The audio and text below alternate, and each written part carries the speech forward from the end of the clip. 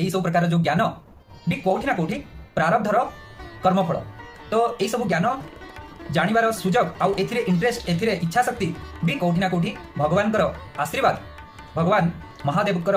शिवंकर कृपा आशीर्वाद बिना प्रारब्ध कर्मफल बिना कोठी ना कोठी यही सब माने एथिरे इच्छा तो दूर कथा ये ज्ञान शुणिबार सौभाग्य भी प्राप्ति हुए नहीं। यहाँ मु कहूनी यहाँ शास्त्र सम्मत यहाँ शास्त्र रे अच्छी यहाँ आम आगू जाना विषय जे यहाँ भी कोठी ना कोठी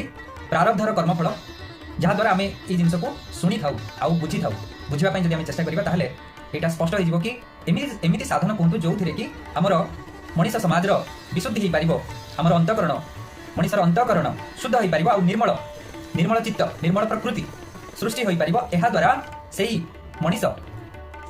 सर्वदा सदा सर्वदा शिवं को प्राप्त कर शिव अर्थात मंगलकारी पवित्र कारक अर्थात कल्याणकारी शिव अर्थात जी कल्याणकारी तो से शिव को प्राप्ति कर पारिबो। शिव होउचंती कल्याणकारी जी समस्त कल्याण करती तो अर्थात कोठी ना कोठी आमर समस्त जो मूल लक्ष्य कौन कि जमीती सब प्रकार सुख को प्राप्ति करवा मनीषर जो लक्ष्य होउची सुख पाइबा खुशी रहिबा तेणु से सुख सबु सुख कौटी अच्छी वास्तविक सुख कौटी अच्छी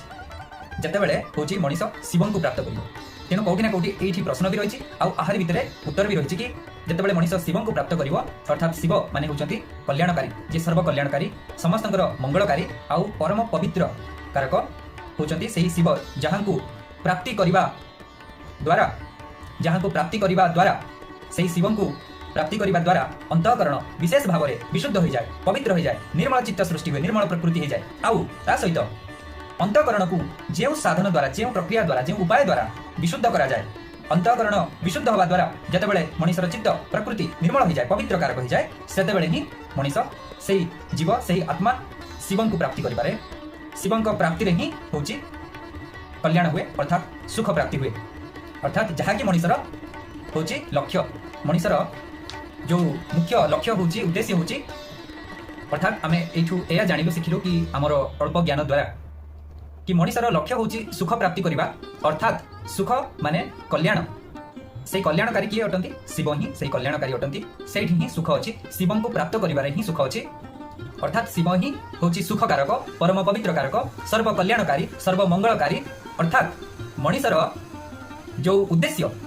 सर्वदा रहिबा दरकार चेष्टा सर्वदा शिवं को प्राप्त करिवारे रहिबा दरकार अर्थात से कल्याणकारी महादेव को जी देवंकर भी देव मानक मध्य भी देव महादेव को से कल्याणकारी शिवं को प्राप्त करने मनीषर सदा सर्वदा चेष्टा प्रयास रहिबा दरकार कहीं से प्रयास रे ही सुख शांति खुशी लुचिकी रही से प्रयास द्वारा ही सुख शांति मिलता है आउ शिवं को प्राप्त करिवार प्रयास रे ही सुख शांति खुशी मिलता है कल्याण होता है मनीषर कल्याण होता है आउ सही प्रक्रिया द्वारा सही प्रयास रे ही मनीषर सही साधन द्वारा सही उपाय द्वारा मनीषर अंतःकरण जितेबाला विशुद्ध हो जाए यह द्वारा ही मनीषर निर्मल चित्त निर्मल प्रकृति तैयारी हुए आउ से निर्मल प्रकृति जितेबाला मनीष भितर सृष्टि हुए निर्मल प्रकृति को आम विवेक हिसाब से बुझीपर ताहा ही आमर विवेक जितेबाला मनीष भितर निर्मल प्रकृति सृष्टि हुए माने जितेबाला परिष्कार हो जाए माने चित्त मन मन जितेबाला परिष्कार हो जाए जो कहते कि जे तार मन बहुत परिष्कार बहुत सफा तेणु सफा हो जाए अर्थात मन जितेबाला सफा हो जाए परिष्कार हो जाए चित्त जितेबाला निर्मल हो जाए परिष्कार हो जाए तो सेतेबाला ही सही मन परिष्कार होगा द्वारा ही चित्त निर्मल होगा द्वारा ही मनीष शिवं को प्राप्त होता है अर्थात कल्याणकारी शिव स्वरूप को पाई पारि थाए आउ सही सुख शांति पाइबार योग्य होता है आउ यही इच्छा रखुवा यही उद्देश्य रखुवा मनीष ही सुख प्राप्तिर योग्य होता है केवल ज्ञानी हो गले बहुत ज्ञान अर्जन करदेले कि बहुत धन संपत्ति अर्जन करदेले मनीष सुख प्राप्तिर योग्य हो पारे ना किंतु जितेबाला मनीष से ज्ञान को जितेबाला वैराग्य मार्ग में भक्ति सहित अर्थात कोठी ना कोठी ये मुख्य जो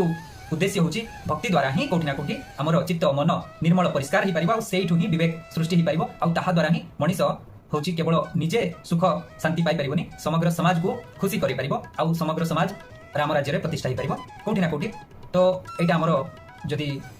आम स्वल्प ज्ञान में बुझा ताहले हूँ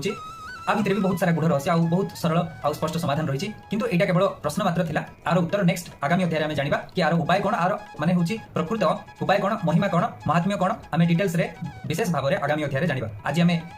एया ही जानिलु कि यदि आमे संक्षिप्त रे बुझिबा सारांश एया रहिला कि हमर जो ज्ञान अर्जन करबा दरकार आमे आउ ज्ञान सहित वैराग्य मनोभाव द्वारा ता सहित जो भक्ति मनोभाव आम भितर जागृत हुए भक्ति मनोभाव श्रद्धा मनोभाव रखिबा द्वारा ही आमर विवेक सृष्टि होता है। आउ विवेक केमिति सृष्टि होता है आ से विवेक द्वारा होची आमर कौन लाभ होता है कौन उपकार होता है कि आमर जो मानसिक विकार काम क्रोध नष्ट करा जाई पारे से विवेक द्वारा आउ सेटा पाइबार उपाय कौन होची जो शिवं को प्राप्ति करिवार अर्थात जे कल्याणकारी शिवं को भक्ति रे ही आमे आमर अंतःकरण को विशुद्ध करि परिबा अथवा अंतःकरण को विशुद्ध करिवा द्वारा ही आमर निर्मल चित्त सृष्टि हो परिबा आमर मन निर्मल हो परिबो पवित्र हो परिबो जहा द्वारा कि आमे परम सुख को प्राप्ति करि परिबा। आउ एई सबु द्वारा होची आमर समाजर सबु समाधान हो पारिबो सबु समस्यार समाधान हो पारिबो। समस्तक भितर जदि विवेक सृष्टि हो जिवो ताहाले समस्तक भितर जदि विवेक जागृत हो जिवो ताहाले समस्त जदि आउ काहाको कहिया पई पडिबोनी कि होची मोर विवेक को पचारि देखो तो समस्त भितर जदि आपे आपे विवेक जागृत हो जिवो ताहाले होय तो सबु माने समस्यार 90% प्रॉब्लम्स रो जो सॉल्यूशन ऑटोमेटिकली हो पारिबो आपे आपे सबुर समाधान हो पारिबो। समस्त को बहुत बहुत धन्यवाद। जय श्री राम। हर हर महादेव।